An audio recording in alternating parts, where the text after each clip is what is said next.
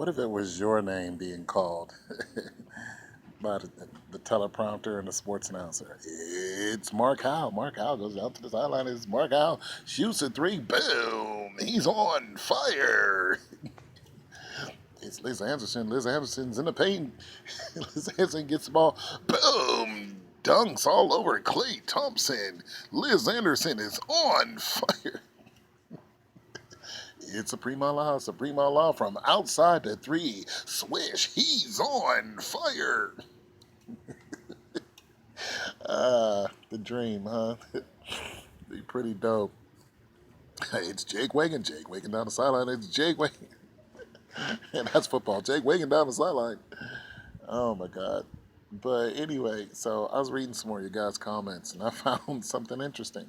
So Mark Howell keeps asking me to make videos on how do I know that the NBA is fixed, and things to look for in a breakdown of. He wanted the breakdown of the next game, and I thought I did that to the best of my knowledge because I don't really study basketball that well, So I'm just operating on what I've seen them do before, the fake plays that they make, and the fake files and stuff like that, and speculation and conjecture. So that's all I could really give you because I don't really get deep into the numbers. You want some numbers? Ask Mikey James. Mikey James is a numbers guy. He's lightweight, one of them gematria guys. He's a little angry, but he's got his method. He's one of, I don't know if he's a subscriber, but I know he frequents my channel just to not to make friends, but to wake people up to his point of view. So you know, in an odd way, I appreciate that. You know what I mean? And so I'm not going to do a whole breakdown again, a synopsis. I can, only tell you guys the way I feel about the whole thing. Okay, so how do you know that the NBA is fixed? This is just some, I don't know if it's hyperbole or I don't really know. I just saw this in one of the comments and it just was like, whoa, I'm going to go and make a video to that. They were talking about the basketballs themselves. These guys, I don't know if they're subscribers or not. I've just seen their name um, in the comments, and what they said just was like, really, I could see, I could see that happening. They said the basketballs are laced with some type of metal wiring in them, and I wish I had the comment. And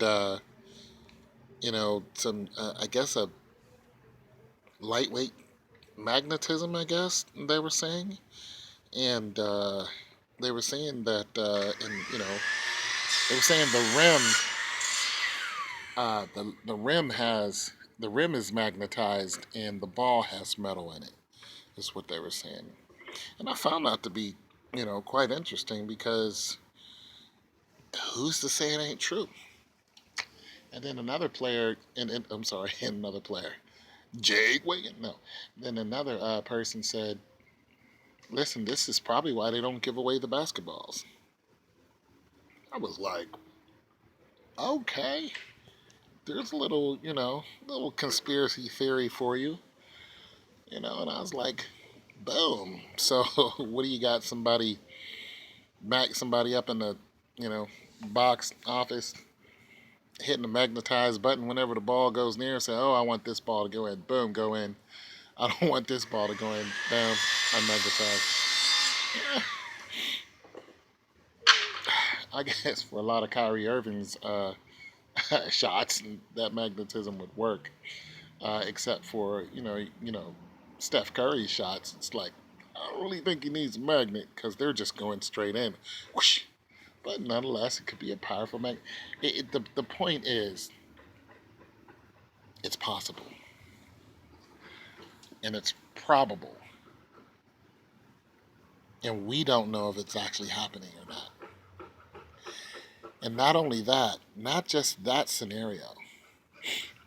There, there could be, I mean, it could get pretty deep. Now, I seen another subscriber, talk about, the world in itself and all the things that's going on with the world, and uh, and then another subscriber said that he might not be that deep into it, and I'm like, you guys obviously are new here, because if you check out the 900 videos that I got, you will notice I cover so many things.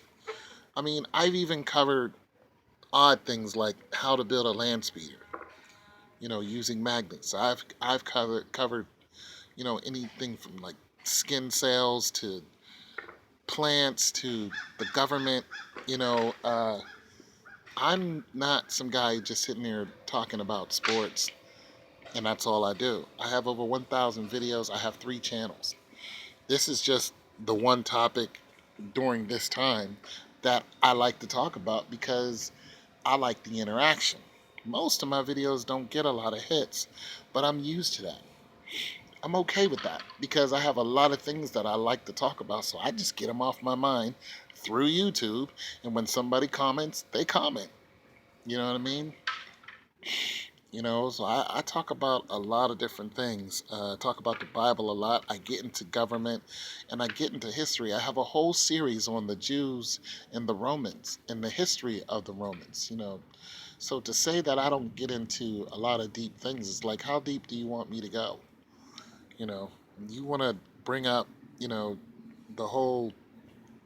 Anyways, this is just for you guys who are new to my channel. Anyway, so back to basketball and the whys and wherefores. As far as it being fixed, I really enjoy you guys throwing out things because this is a channel of skeptics and to wake people up.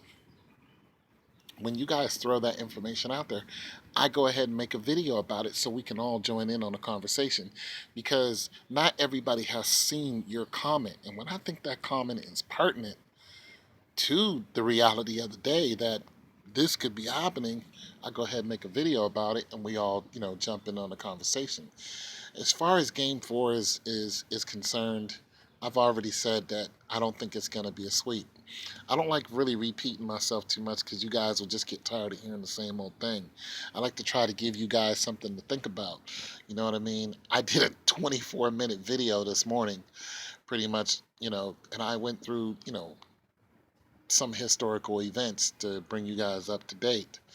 Um, and told you pretty much how I feel about game 4 and what's going to happen. I don't think it's going to be a sweep. I think Cleveland will win game 4. I told you how Cleveland should win game 4.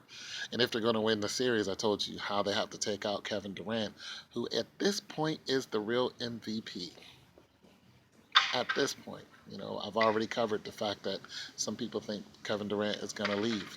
I don't believe he's going to leave. I think he's going to stay. He has a 2-year contract. This is his first year. And where he's going to go after that. So I covered a lot of those things. But as far as the basketball itself, you know, I am going to have to really look into that. What is it? Spalding? Spalding basketballs? Do they still use Spalding? Because when I was playing, they used Spalding. So, I mean, I don't play that much. But so one of you guys help me out with that. What is the league? What is the league? What's the league basketball? Because it could have changed. See, and this reminds me, when they also said this, it made me think about football and how football has been skewed when Tom Brady was deflating them. He was deflating them, and then he won that playoff game in the rain. And if any of you held a real football, like a real one, that pigskin is slippery, and to get an advantage, you have to do certain things to get an advantage over holding the ball. Now he got fined for it, $10,000, which is nothing to Tom Brady, because he was guilty. He had the ball boy deflate the ball. And who's to say that the same thing doesn't go on with the basketball? Not so much that it's deflated, but it's manipulated. Let's look at the MLB, National Baseball League. Those guys manipulate that ball all the time. They use it. They what they do is put Vaseline on it. And if you get into the science of it, If you get into the science of it, you know what that Vaseline or any type of heavy liquid will do to a ball circling through the air at 90 plus mile an hour. What's going to happen? It's going to curve even more. So, pitchers have been known to cheat and do that, all the way back since, the days of, Goose Gossage, who was a Pittsburgh Steeler. I'm not saying he was a cheater. I'm saying he threw a hell of a curveball. These guys are working on the apartment over here.